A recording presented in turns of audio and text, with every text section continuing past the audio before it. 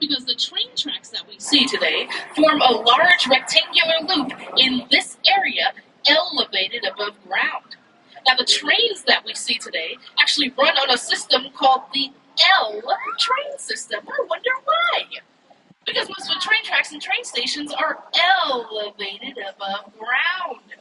It is not because the tracks go in a loop.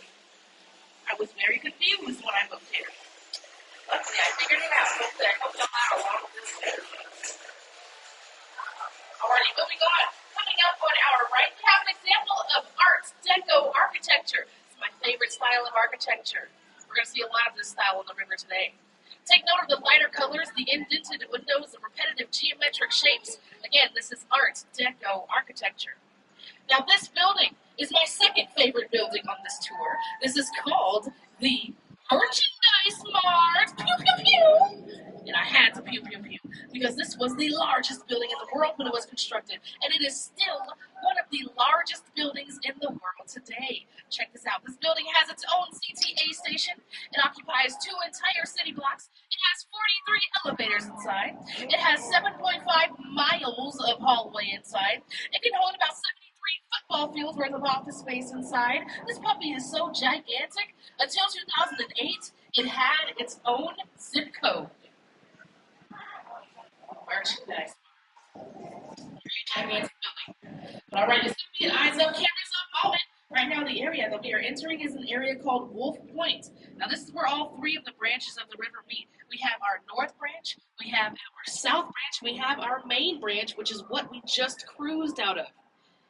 Now, Wolf Point is a very gorgeous 360 view of glass glory. Check out the glass. Check out the colors. Check out the curves of the buildings around us.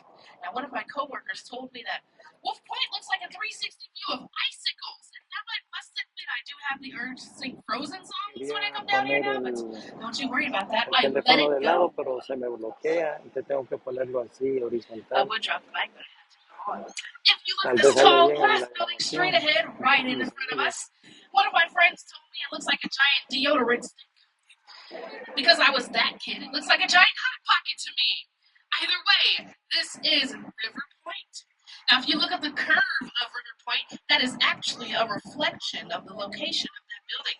And you can actually see a reflection of some of the buildings we just passed on the main branch right in the front there. And you also might notice that red swirly sculpture towards the bottom of the building right in front.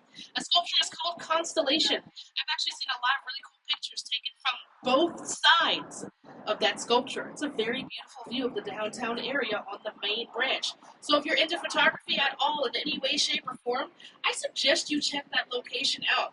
I've seen multiple wedding parties do photo shoots in this location. I myself do a little photography. I've taken some really cool shots in that location. So let me know if you want to see those shots on our next break. But yes, that was River Point. Disfrutando con la familia. But right now we are pulling a Pocahontas and making our way just around the river bend. Yes, I had to say that because this building to our left is called the River Bend Condominiums. It's really just another residential building here in Chicago on the river. And we're on a river, and Pocahontas is one of my favorite movies in the world, and you got me as a tour guide. Now, what's super funny about the Riverbend condominiums is that the curve of this building is actually the opposite curve of River Point's curve. Now, that is an example of contextualism architecture. Context. Seeing how the buildings kind of talk and relate to each other and its surroundings.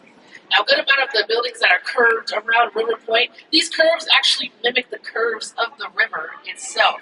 There are a good amount of contextualism architecture buildings here in Chicago. We're going to see a good amount of them. Maybe you'll be able to point them out before I get to them. Also, this is a very, very busy river. There's a lot of traffic on our river, so at random times we might stop. At random times we might slow down. At random times we might speed up. Just know this river kind of operates almost like a highway. There's a good amount of traffic on our river, so we might experience moments like this one. But it looks like we are moving forward. As we are moving forward, the next building we're going to talk about is this red brick building up ahead to the left. Coming up on our left. It's probably the oldest building that we're going to see today. This is called the Fulton House. So I don't know if y'all knew or not, but Chicago used to be famous for being the meatpacking capital of the world. Or, as my uncle told me to say it, the hot dog butcher of the world. So before this building became residential, it actually acted as kind of a large refrigerator or freezer. That's right. Meat used to live here before people did. Now, the architect who designed the Fulton House, again, was Harry Weese. I don't know if you remember me just talking about Harry Weese, but along with being a famous architect, he was also an avid sailor in his time. Sometimes he gives little shout-outs to his sailing past in his designs. So if you see stars going up and down the walls of the Fulton House, they represent the starry nights that he used to have as a sailor. Now, these river cottages right next to the Fulton House were also designed by Harry Weese himself. Because of his sailing past, he has a very large love of triangular shapes. Now, you see that executed in the different parts of the roof, the windows, the shape of this building altogether. They're very, very unique cottages. They look like something out of a Dr. Seuss book. Very, very popular. Well, alrighty, as we're making our way up the North Branch, we're coming up on our first break. Now, what's going to happen is the boat's going to go forward. We're going to turn around. We're going to start making our way going back towards our South Branch. While this is happening, we're going to give our friends at the Kinsey Park Townhomes to our left here a little break from hearing my voice all day. Feel free to stand and stretch your legs. Visit the bar in the back with Jesse if you'd like to. Visit the bathrooms in the back as well. If you would like to, I'll be up here to answer any questions that you all have.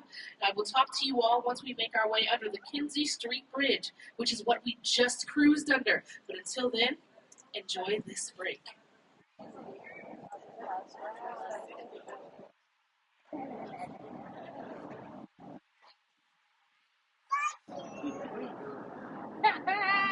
That's funny.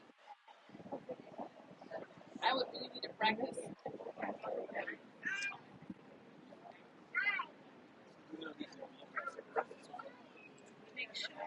Dice que no se pare y la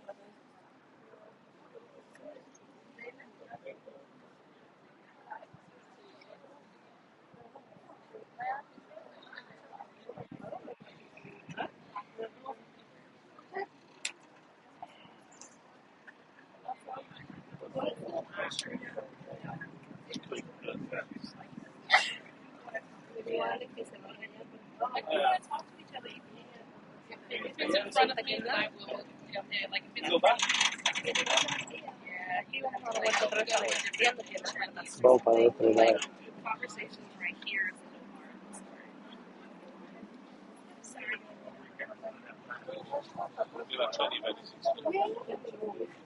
Yeah, sometimes people talk there. You have a group, you know. It's a trend.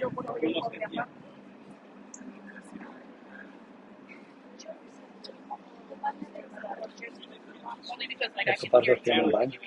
Tiene baño. If there was somebody, like, if y'all were, like, over there, Ahí whatever, atrás. we're talking, it probably wouldn't bother me. But only because I can hear you, but I'm trying to remember everything. It's a lot to remember.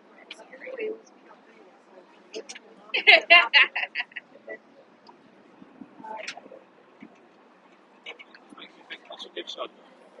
Is it busy main road or is it equally treated? ¿Y por qué no se la toma?